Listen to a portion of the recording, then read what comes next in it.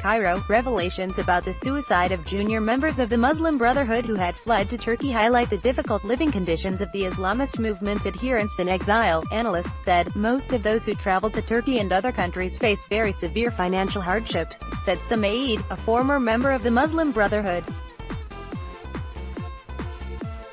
Compounding the hardships is the disillusionment the members of the Islamist organization in exile are experiencing after discovering the falsity of the promises they were given by their leaders. Thousands of Muslim Brotherhood members fled from Egypt following the downfall in 2013 of President Mohamed Morsi, who had been an influential Brotherhood member.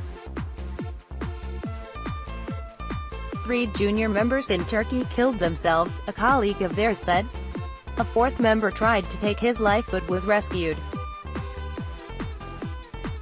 Support from Turkish President Recep Tayyip Erdogan for exiled Brotherhood members had apparently been drying up as Turkey dealt with severe economic problems.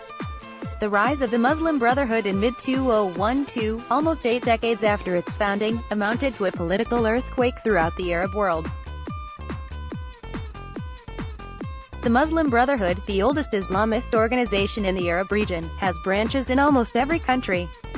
Its rise to power in Egypt should have emboldened Islamists in all other countries where uprisings known as the Arab Spring took place in 2011.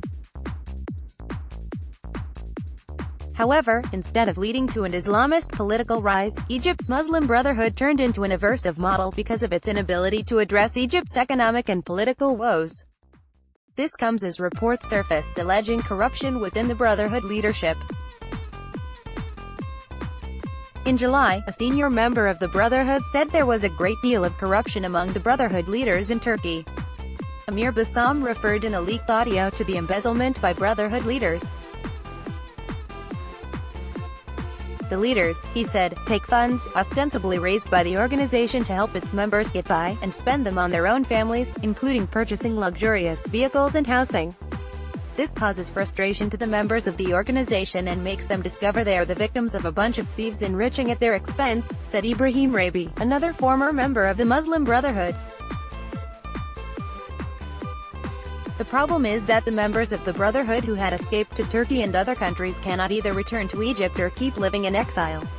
Most Muslim Brotherhood members who escaped from Egypt are wanted by Egyptian courts for suspected involvement in criminal acts, including murder.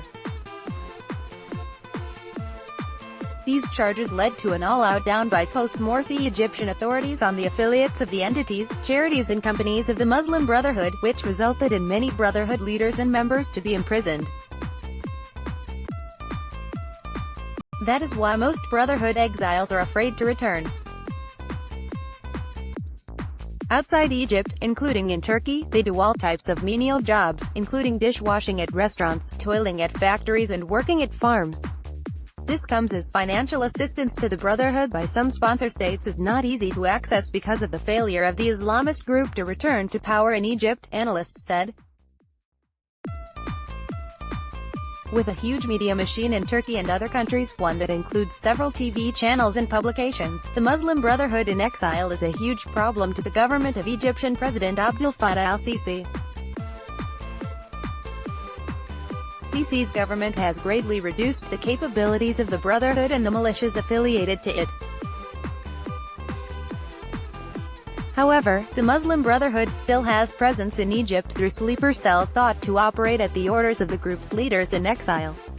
This was manifest in the ability of the group to organize protests in a number of Egyptian provinces in September, against the background of videos by a construction contractor who accused Sisi and the Egyptian army of corruption.